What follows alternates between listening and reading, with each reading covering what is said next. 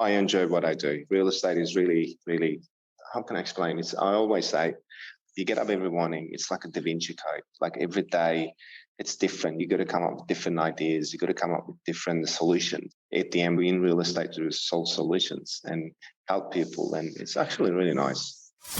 You're listening to Elevate, the official podcast of elite agent for real estate industry sales professionals, property managers and leaders. With thanks to our partner Connect Now, Elevate brings you the best tools, thinking and strategies to elevate your results. To download your written action guide from this podcast containing extra tips, links and shortcuts, visit eliteagentelevate.com. And for more information about how Connect Now can make moving easier on your clients, visit connectnow.com.au. Here is your host, Samantha McLean. Welcome to another episode of the Elevate podcast, where we delve into some of the most interesting minds in business and in real estate for the very best tips and strategies for you to implement to elevate your business. I'm Samantha McLean, editor of Elite Agent and host of this week's show. On today's podcast, I'm pleased to welcome Barry Plant sales agent and auctioneer Chari Emirzade, who has managed the impressive feat of selling 1,000 homes in the space of just 6 years. Operating out of Geelong, Chari has been recognised as the top listed seller for the Barry Plant Group for 5 years running, and will be familiar to many for his words of advice at AREC 2019 when he urged attendees to just pick up the phone. So Chari, welcome to the show. Thanks for having me. It's awesome to have you, and congratulations, first up, on an amazing start to the year. Thank you. Thank you. You were recently named a Victorian finalist in the annual Area Excellence Awards just a few weeks ago, and you also achieved the milestone of selling 1,000 properties. So what was it like to hit that mark, the big 4 figures? How did that feel? I mean, it felt really good. Obviously, a lot of hard work went into it. And the first year I started in real estate, everything started with concentrating to see if you can do 200 sales in 1 year and lead to 1,000 sales, over 1,000 sales in 6 years. And it feels good. It feels really good. So it's a 1 year at a time kind of thing where you sort of wake up and then almost it's like, oh, wow, I've made 1,000. That's right. That's right. So walk us through how you got started in the industry. How did you get into real estate in the first place? Well, it was a bit of luck, actually. Came back from overseas after 7 years and just trying to find a job pretty much. And one of my good friends owned Barry Plant, and I asked him, got a job interview. They said no at the start because they were full. I actually got a job with different real estate agent and gave them a call, and they said, no, come back here. So I came back to Barry Plant, and a couple of days later started real estate, and everything taken from that. So let's talk prospecting, because you're big on picking up the phone, which I think with all the technology that we've got available to us, perhaps it's becoming a little bit of a lost art. You're renowned for how many phone calls you make. How many phone calls would you make a day, just on an average day? I make anywhere between 80 to 100 connects per day. Yeah, wow, that's a lot. They can be 250 calls, but I concentrate on connection rather than making calls. So some agents get worried about picking up the phone, that the other person on the other end is not going to be too nice or going to hang up or whatever. How is it that you have the mindset to make that many calls every day? Well, I had no other options, Samantha. So at the start, obviously, I was too scared picking up the phone as well, to the point that I had to do something to be successful in real estate. And a couple of times I asked my director what to do, and he pretty much said, pick up the phone. And the mindset I had, real estate wasn't about just being a telemarketer. I didn't get into real estate picking up the phone. But then I had to change the mindset to be successful, obviously, in real estate and make peace with it. And I realized that my job in real estate was talk to people, identify people that wants to sell, find buyers and put them together. And everything started with that. And the only way that I could do that was picking up the phone and introduce myself to people. Actually, that's something that Gavin Rubinstein says a lot, I remember, is that you've just got to think of yourself as a really highly paid telemarketer and be okay with that. That's right. So when you pick up the phone, I know some of the concern is I'll pick up the phone and call people, but what do I say? So what are some tips for younger agents that are struggling with that idea of picking up the phone at the moment? Well, obviously, the more you do it, better you get. So every area is different. My concept was, because I did fail a lot, I did have a lot of people hanging up the phone, not talking to me. So what I realized was you're calling someone when they're at home with the family or maybe they're having a bad day. So you shouldn't take it too seriously. That's first of all. If they talk back or they hang up the phone. The whole concept for me was I wanted to keep it less than 10 seconds and come up with different ideas. Like one of my scripts is, in which I still use it and got me into a lot of doors, is hello, it's Chari calling from Barry Planchel Real Estate. Sorry to bother you. Just wanted to let you know we're going to be in your area giving out free market appraisal. Would you like to get one done as well? So I start with sorry, so they stop them hanging the phone up. I don't give a time frame saying that I'm going to be in the area next week. I just keep that open as well so they can't say no. And just keep going like that.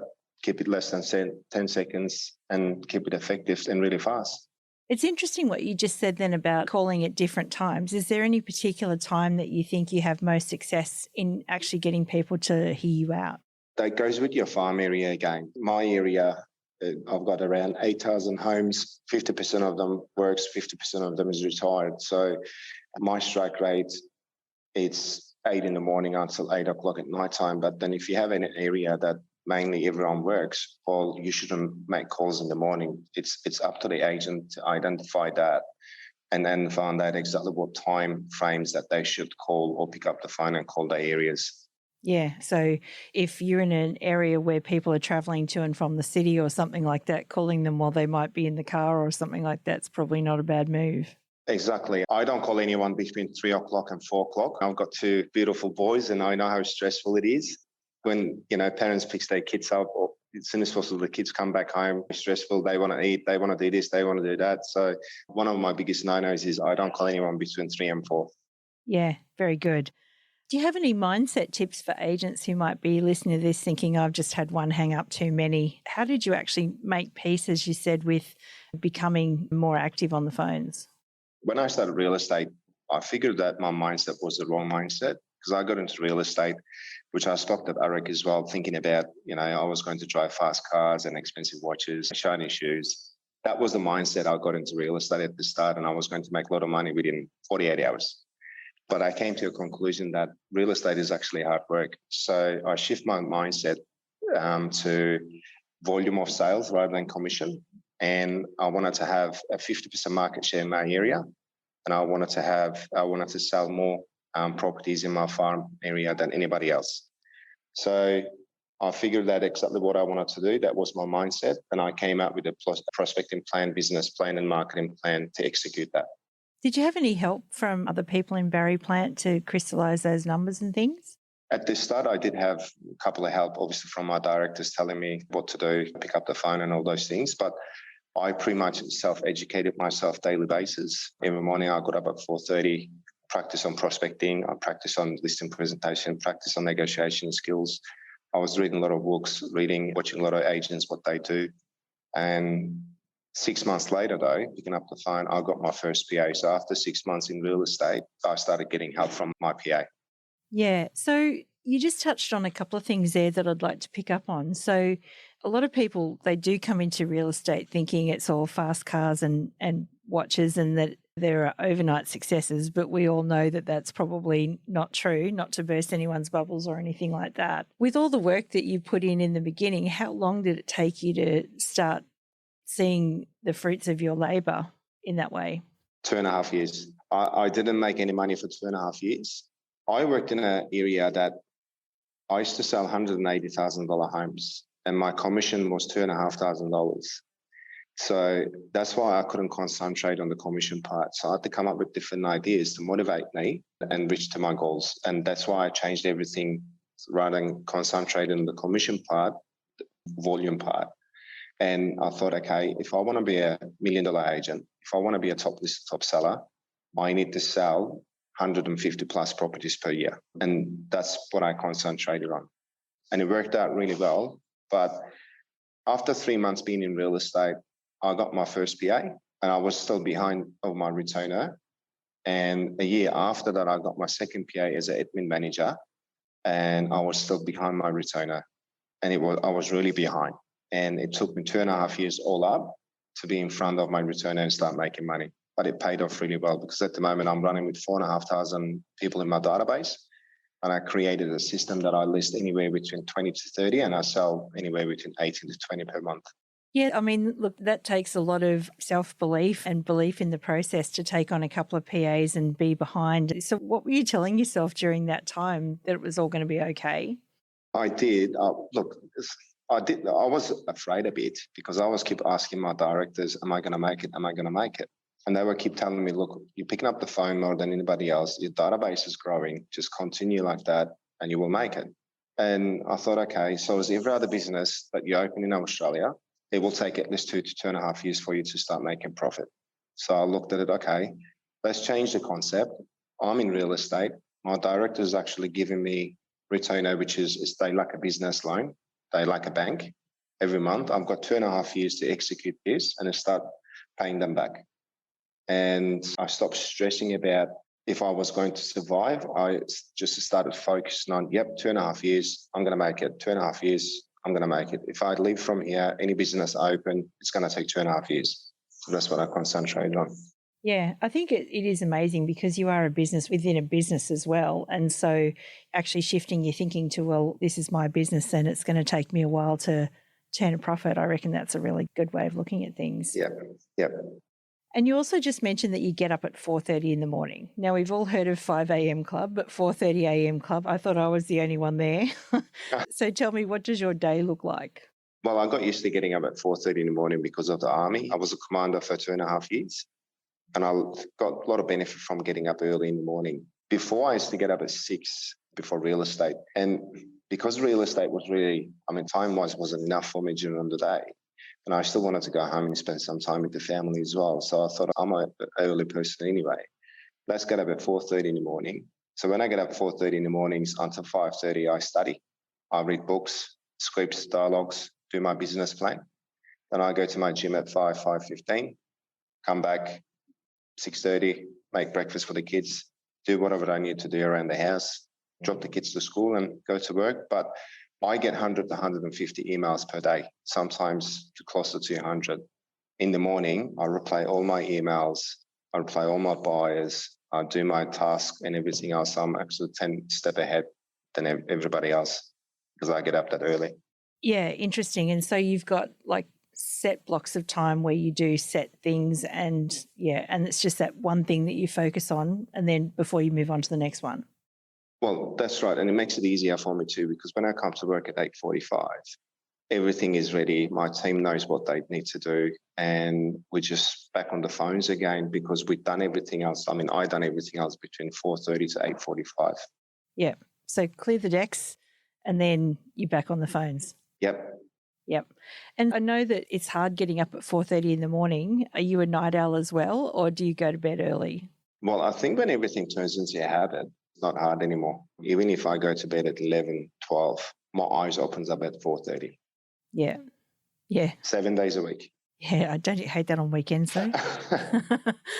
Yeah, interesting. So apart from being known for the number of calls that you make, I also heard from a little bird that you've got an amazing database too, that you work your database hard and that you keep it in such pristine shape. So can you tell us a little bit about your approach to using your CRM system and how you keep everything so current? Obviously, so as everybody else, I failed a lot at the start and I learned from my mistakes. So after the first year in real estate, I got up in the morning and I checked realestate.com. And I seen one of the first properties that hit the market with another agent that I sold. And I actually gave them a call. And she's like, Chari, we were happy with the service. We were happy with everything. But it felt like a one-night stand because after the settlement, you never gave us a call. And that moment, it just hit me. I was concentrating too much trying to find new listings. And I forgot about my past clients. So straight away, I sat down, divided my database into 3 different categories: past clients, new clients, and appraisals. And I just started creating a different touch point for each client's needs. And I created a system and database. I've got around 4,500 people in my database, including my past clients. And the idea was I wanted to list 1 property per day. That's the idea I had when I started in real estate. And I created a database now. I think last month, Samantha, I listed 31. And this month I'm sitting on 28 listings. And that's just not just cold call. That's just following up, calling my past clients, calling people that bought properties from me or sold properties from me, all those things includes together. And you've still got quite a few days to go too in the month. I know, and I turned 40 in less than 6 days too, so see how we go. Oh, really? Happy birthday. Thank you. An early happy birthday anyway. So what was last year like for you in Geelong? What sort of a year did you experience with the pandemic and things like that? It was really hard for everyone in Australia. What we went through, it was unexpected. And although we were lucky in Australia, half of my family lives in Europe, half of my family lives in England, and I see what they go through. Yes, it was tough in April, May, but again, it goes back to mindset. So that's when I shifted my mindset again. And I thought, okay, we're all going through the same thing. I'm not going to sit and hide behind of closed doors. I still had listings on the market. I still had to help my vendors. We still had buyers out there that they wanted to buy a property. So, I educated myself, on my communication skills. I educated myself with different agents, what they do when they went into lockdowns around the world, and came up with different ideas to showcase my listings. And we still sold properties. I was one of the first agents in Geelong done virtual inspections. And I changed my business plan, my team structure, and everything else to be able to keep my promise to my vendors, and it worked out. Yeah. How did that feel, trying something new for the first time? Like, how did you approach your first virtual inspection? How did it go? Look, so as everything else, obviously it was different, but at the end, everyone was going through the same thing, and I had to make peace with it. And again, obviously, you've got to change your negotiation skill, have to negotiate over the phone without seeing people sometimes. And look, first couple probably was a bit hard, then you get used to it. When you believe in yourself and you know that you did 110%, everything gets easier. Yeah, absolutely. And even though we're not locked down anymore, at least touch wood, hopefully there's not too many more lockdowns coming. Are you still using things like that? Are you still using virtual inspections? Yep, I am. Look, I think last year changed everything towards social media, towards people doing more research on internet and everything else. And yes, I started using Zoom meetings with future clients that they want to sell now. Real estate about building relation and seeing people face to face. It's always better. Buyers, before they come from Melbourne now, I introduce myself to them through Zoom. We meet each other. It's easier to qualify them like that and find them the right properties. Yeah, I'm using it. It's actually really, really good. I like it. But yeah, it's another point of difference. Are you finding, like many of the other sort of semi-regional areas, that there are a lot of people coming from the big cities now, from places like Melbourne, and wanting to move to places like Geelong? Are you finding that too? A lot. Obviously being locked down, a lot of people done a lot of research about regionals. And I mean, when Melbourne was in stage 4, one stage, we were in stage 3. We got, surround beaches around us. And yeah, a lot of Melbourne buyers at the moment trying to come down to Geelong, which is good for Geelong. Also, Sydney buyers are buying properties in Geelong as well. Yeah, interesting. And so your stock levels, are you, listings very competitive there at the moment? I'm still running with 55 properties on the market. I've been running with 55 properties constantly for the last 3.5 years. But yeah, stock level is low and interest is really high, so which is good. Yeah, interesting. And so you've mentioned your team a couple of times. What does your team look like at the moment? I've got Aisha. She's my operation manager. She's been with me just over 3 years. She deals with all the contracts, copy forms, and booking appointments. I've got Zach and Callum. They're 22, 23 years old, go-getters, really hardworking kids, and they are buyer specialists, also prospectors. How did you work out in the beginning what it was you wanted to do versus what you wanted someone else to do? Because I know it's hard for some agents who are sort of coming through the ranks to go, all right, it's time to delegate stuff, but we're all control freaks, right? How hard is it to...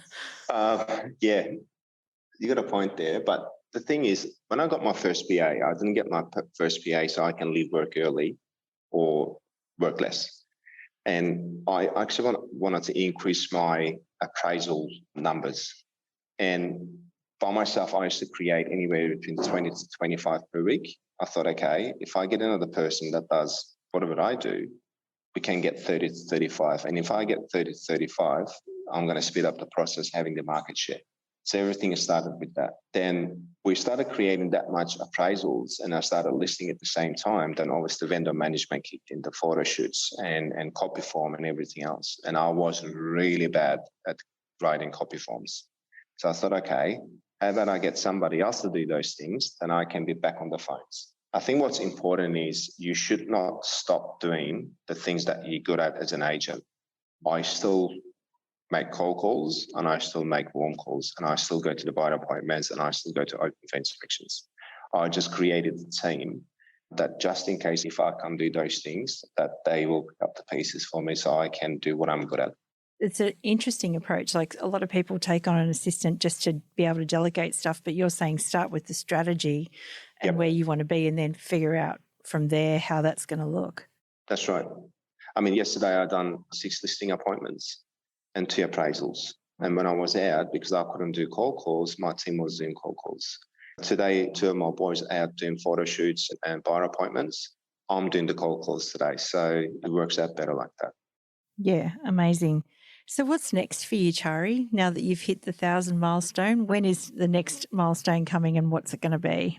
About 4 years ago, when I said I wanted to sell 200 plus homes, a lot of people obviously looked at me and said that's impossible. I think if anything is possible in life if you got the right tools and mindset and business plan. I really want to see if I can come close to 300 sales in 1 year. Well, you have to have big goals, don't you? Well, you have to. You're right. If it doesn't challenge you, it doesn't change you. No, 110%. Yeah. That's how we go. I reckon you're going to crush it. After listening to you, it sort of seems like you're all pointed in the right direction and you've got some great strategy. I enjoy what I do. Real estate is really, really, how can I explain it? I always say, I talk to people, they say, what do you like about real estate? And I said, look, you get up every morning, it's like a Da Vinci Code. Like every day, it's different. You got to come up with different ideas. You got to come up with different solutions. At the end, we in real estate to solve solutions and help people. And it's actually really nice. Yeah, absolutely. Well, Chari, it's been amazing talking to you and getting to know you. And I just want to thank you for sharing some of your knowledge and insights and things like that. If there was one piece of advice that you'd like to leave our listeners with, what would it be? Have the right mindset and pick up the phone. Solid advice. Chari Emirzade, thank you so much. Thank you. We hope you enjoyed this episode of Elevate with thanks to connectnow.com.au. Don't forget to download your written action guide from this podcast containing extra tips, links and shortcuts. Visit eliteagentelevate.com.